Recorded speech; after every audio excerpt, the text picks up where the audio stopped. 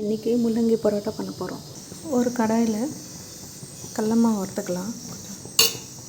தேவைக்கான அளவு இப்படி திருவி வச்சுக்கணும். உப்பு போட்டுக்கணும். நல்லா கலரிட்டும் இப்படி நல்லா கலர் வச்சுட்டும் ஒரு சைடில் வைக்கணும்.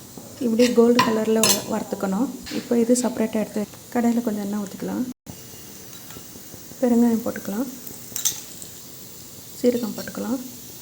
ஓமம் போட்டுக்கலாம். இது நல்லா வதக்கலாம். பச்சை மிளகா போட்டுக்கலாம்.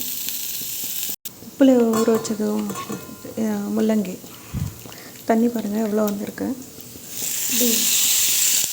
இந்த தண்ணி வேஸ்ட் ஆகாது.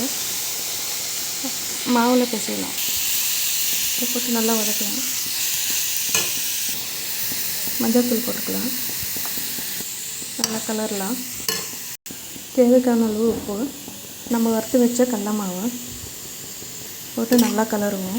நல்லா கலரிட்டும் கொத்தமல்லி மேலே போடணும். இங்கே பாருங்கள் நல்லா கலரியாச்சு.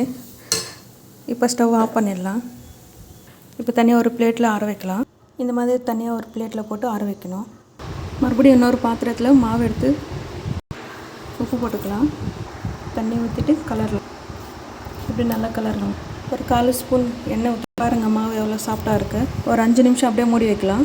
பாருங்கள் நல்லா சாஃப்டாகிட்டுருக்கு, ஆறிட்டு இருக்குது. இப்படி உருண்டை பிடிக்கணும்.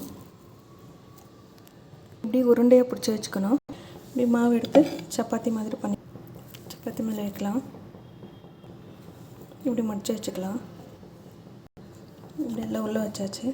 மாவு மேலே போட்டுட்டு இப்போ தீட்டலாம். பாருங்கள் நல்லா தீடியாச்சு. இப்படி தவா மேலே போட்டுடலாம். மேலே எண்ணெய் ஊற்றிக்கலாம். கொஞ்சமாக ஊற்றினா போதும். திருப்பி போட்டு பாருங்கள் முள்ளங்கி பரோட்டா ரெடி. உங்களுக்கு பிடிச்சிருந்தா சப்ஸ்கிரைப் பண்ணுங்க ப்ளீஸ்.